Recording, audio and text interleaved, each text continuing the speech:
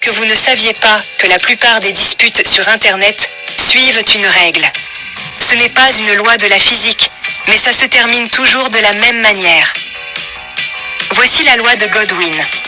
La loi de Godwin, inventée en 1990 par l'avocat et auteur Mike Godwin, dit « Plus une discussion en ligne s'allonge, plus la probabilité qu'on compare son adversaire à Hitler ou aux nazis approche. 1.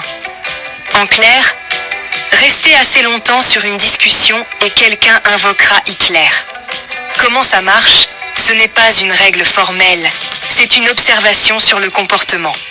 Les gens utilisent quand des comparaisons historiques extrêmes pour marquer des points, choquer ou mettre fin au débat. Le objectif, si on peut l'appeler ainsi, est souvent rhétorique, diaboliser l'autre partie ou clore la conversation par association. Quand et par qui a-t-elle été reconnue? Mike Godwin l'a écrite en 1990 à propos des groupes Usenet, et elle s'est rapidement répandue sur les forums, les emails et les réseaux sociaux, Reddit, Twitter, Facebook, en gros, partout où il y a des disputes en ligne. Exemple, quelqu'un n'est pas d'accord sur la politique fiscale et vous répondez « C'est littéralement Hitler ». Ça, c'est Godwinisé.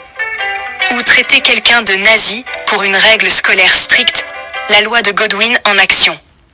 Chronologie plus, verdict, origine en 1990, devenu viral dans les années 2000, maintenant un mème culturel et un raccourci pour la modération. Verdict, ce n'est pas illégal ou scientifique, c'est un avertissement. Si vous voulez de meilleurs débats, évitez l'hyperbole, citez des faits et ne faites pas de l'histoire une arme. Voilà la loi de Godwin, agaçante, prévisible et totalement évitable.